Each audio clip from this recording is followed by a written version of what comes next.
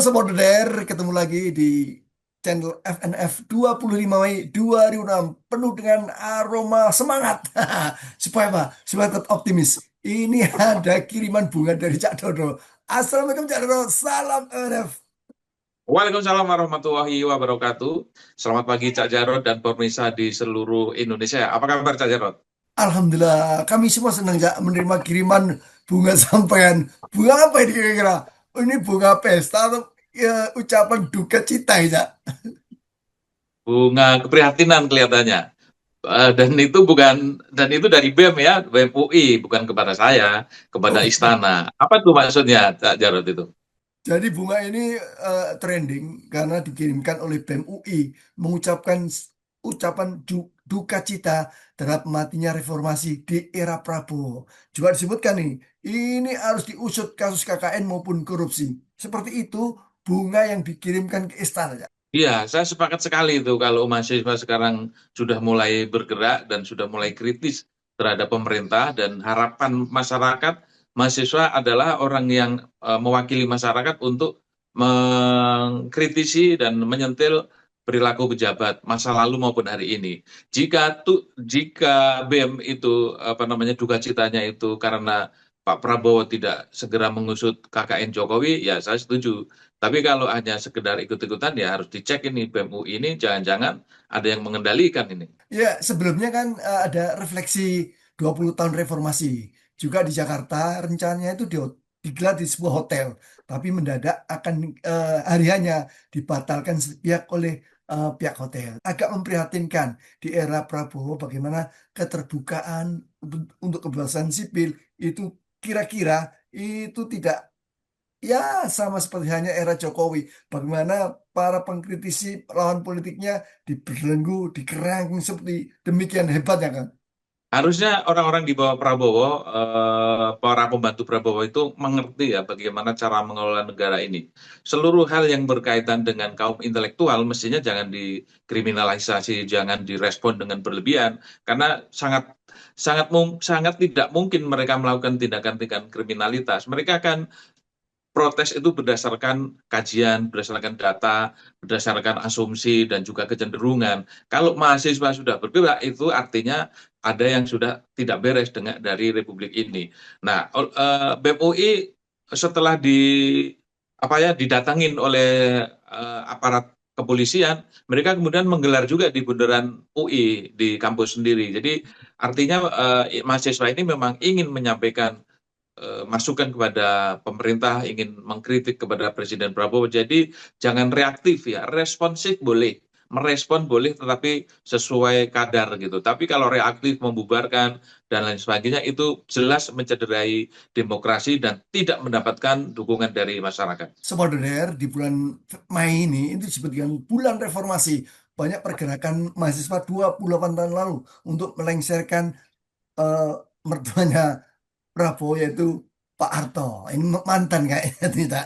Jadi ada buah dari hasil reformasi adalah KKN harus diberangus, hadirkan KPK, pemisahan TNI dari Polri, yaitu dengan mencabut di fungsi TNI. Tapi sekarang di era Jokowi, KPK diberangus, tidak KKN dibiarkan. Nah, di era Prabowo ini agak khawatir, tak?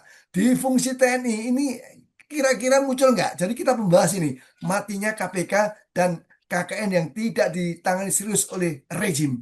Ya, ini mungkin bagian dari perjanjian goib antara Prabowo dengan Jokowi. Jangan-jangan ya, asal tidak mengusut KKN-nya Jokowi, asal KPK tidak diutak-atik, Prabowo akan di-backup oleh Jokowi. Ini asumsi ya, ini dugaan publik. Tetapi gini, ini di bulan Mei ini kelihatannya eskalasi politiknya kelihatan naik gitu ya, grafiknya naik. Dan kita bisa baca dari pergerakan di masyarakat, di medsos, dan juga para pengamat yang mengeluarkan pernyataan ini arahnya ingin mendelegitimasi Prabowo, membuat publik supaya sadar bahwa Prabowo ini tidak becus membawa bangsa dan negara ke depan.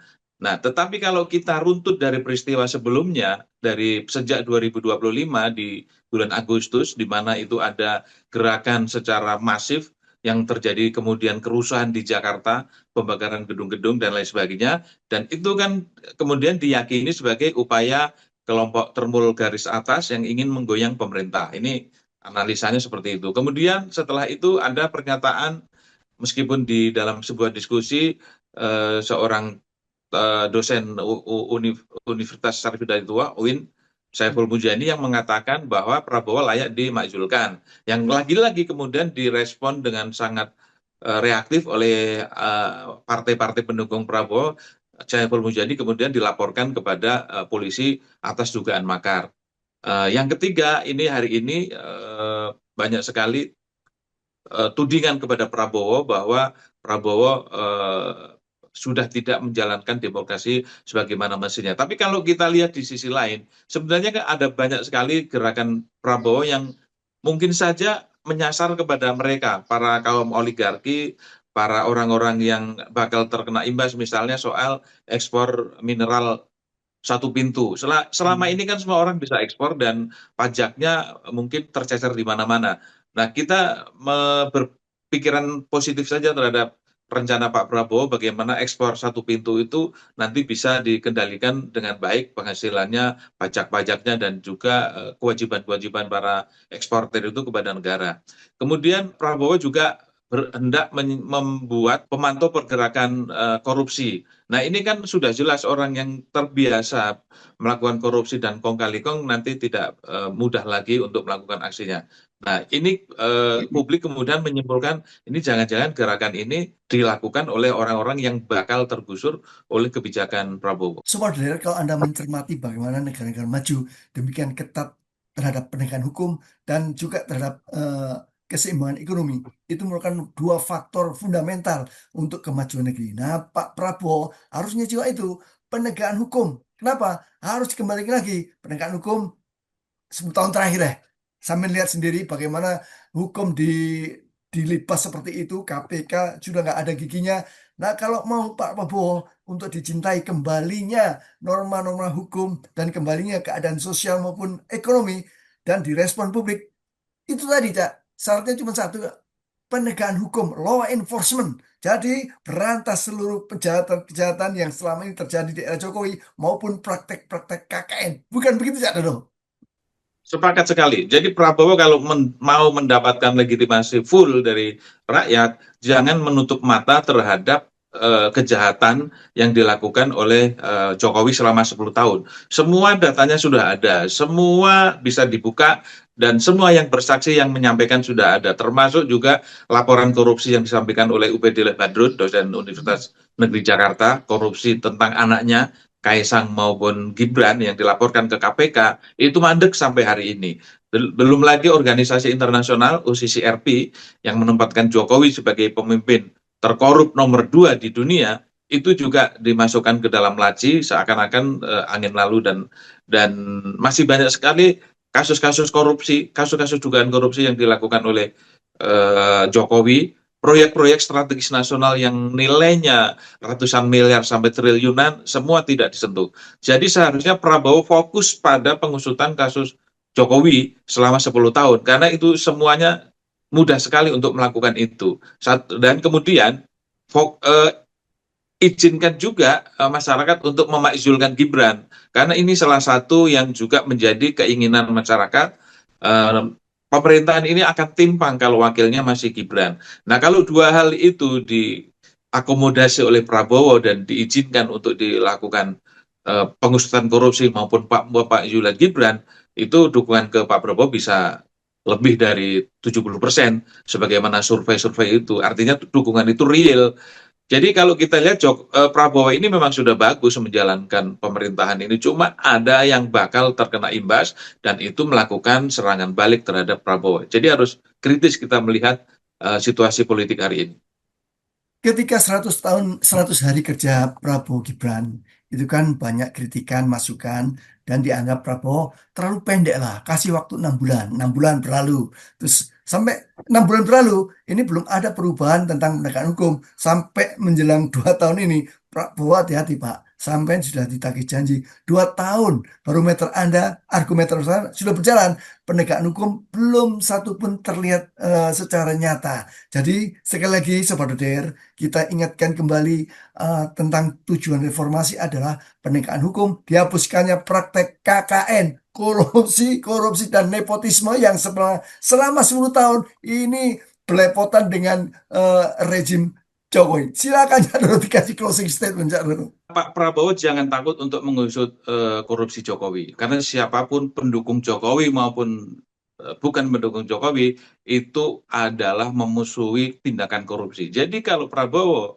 masih takut pada bayang-bayang kekuatan Jokowi itu ketakutan yang keliru. Jadi tegas, karena ini sudah jelas korupsi itu merusak kehidupan bangsa dan negara, makanya Prabowo jangan punya ketakutan seperti itu. Sebagai closing statement, saya akan bacakan bahwa sejumlah kegaduhan politik yang terus bermunculan, kita curiga bukan sekedar letupan spontan, melainkan bagian dari permainan elit yang terorganisasi. Arah tudingannya mengerucut pada kelompok loyalis Joko Widodo yang masih ingin mempertahankan pengaruh kekuasaan lewat skenario mendorong Gibran menjadi kursi presiden. Indikasinya terlalu terang untuk disebut kebetulan. Tokoh-tokoh yang paling keras menyerang pemerintah justru banyak berasal dari lingkaran lama Joko Widodo, seperti misalnya Saiful Mujani dan Pahlawi. Anehnya yang terus dipersoalkan bukan dugaan korupsi atau warisan masalah era Jokowi, melainkan pidato dan gaya komunikasi Presiden Prabowo. Kritik diarahkan ke simbol, bukan kepada akar persoalan. Ini memunculkan kesan adanya pertarungan senyap di tubuh kekuasaan. Satu pihak ingin Prabowo tetap menjadi tameng transisi, sementara pihak lain mulai menyiapkan jalan agar estafet kembali jatuh ke tangan dinasti politik.